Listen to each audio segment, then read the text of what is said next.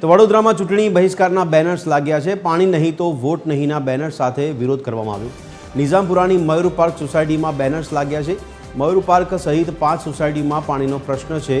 ઓછા પ્રેશરથી આવતા પાણીથી રહીશો ત્રાહિમામ પોકારી ગયા છે, ત્યારે 30 વર્ષથી પાણીની સમસ્યાનો સામનો કરી રહ્યા છે રહીશો।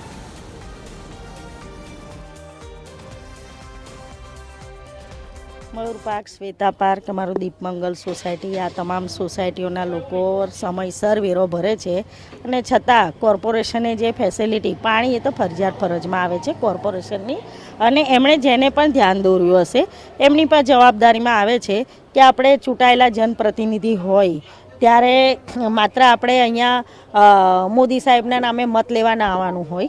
ધારાસભ્યને પણ એમણે રજૂઆત કરેલી છે, અરજીઓ બતાવી છે એમણે, અને સ્થાનિક કોર્પોરેટર તરીકે મને આપના દ્વારા જ્યારે જાણ થઈ તો હું આવી છું। આવીને મેં મારા અધિકારીને ફોન કર્યો છે, સાંજે આવવાના છે પાણીનું જોવા। અત્યાર સુધી તમે સ્થાનિકોને પૂછી જુઓ, અત્યાર સુધી મને જાણ નથી આ બાબતે।